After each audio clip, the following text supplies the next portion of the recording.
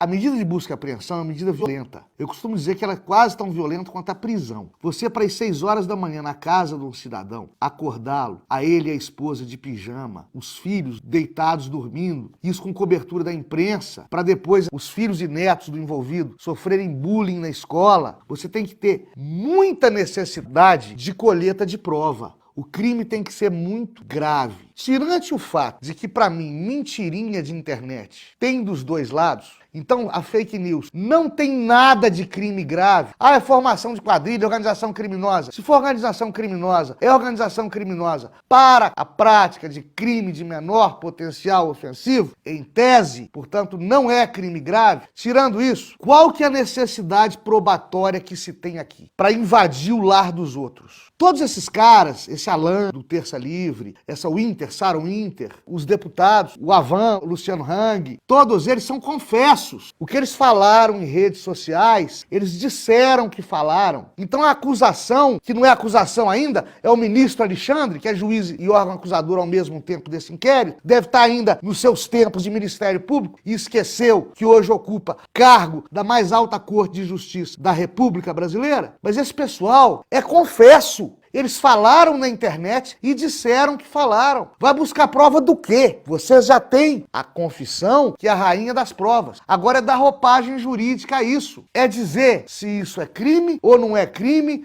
e se for crime, qual crime é. Mas isso agora é com o Ministério Público, ministro Alexandre. Não dá para bancar juiz inquisidor, não. Eu não imaginaria que nós chegaríamos a isso. Tem hora que me dá saudade. Olha só, me dá saudade do ministro Joaquim Barbosa. Olha que nível chegamos. Você não consegue conceber, no mundo jurídico, um juiz proativo na colheita da prova, coisa que em raríssimos casos se admite. E qualquer operário do direito avisa isso para vocês. É raríssimo você ver um juiz tomando iniciativa probatória. É um caso em 1000, que tem que ser super justificado. Segundo, confundindo alhos com bugalhos. Pode ter tido crime contra a honra, mas não é fake news, não é notícia, não é fato mentiroso. É versão da opinião sobre o fato. E terceiro, são fatos incontroversos. É igual o programa Entretanto, do Dr. Renato Zup. Eu tô falando o que eu tô falando e assino embaixo. Não precisa provar que eu falei. Eu falei, não é montagem. Isso com áudio, o vídeo, o registro da mídia captado da internet, um perito em laboratório descobre se teve montagem ou não. E por fim, o maior absurdo de todos. A espécie de censura prévia. Que com essa medida, as pessoas passam a tomar mais cuidado com o que postam e dizem na internet, e isso aparentemente é bom, mas por outro lado atemoriza quem segue os influenciadores e marqueteiros digitais e formadores de opinião do lado do presidente da República. Torna desigual o jogo político, equivale à censura prévia, fere o direito à livre manifestação do pensamento, ministro Alexandre. Mas não sou eu que diz isso, não. Quem diz isso é um autor craque em direito constitucional que eu gosto muito. Ele falou isso aqui em 2004. A manifestação do pensamento é livre e garantida em nível constitucional, não aludindo à censura prévia e os absurdos porventura ocorridos no exercício indevido da manifestação do pensamento são passíveis de exame e apreciação pelo Poder Judiciário, ou seja, análise ponderada dos limites da livre manifestação do pensamento que passa longe de buscar e apreender computador de gente honesta às 6 horas da manhã na casa deles. Esse autor aqui, craque, diz mais: a liberdade de expressão e de manifestação do pensamento não pode sofrer nenhum tipo de limitação prévia no tocante à censura de natureza política, ideológica ou artística. Você sabe quem escreveu isso, gente?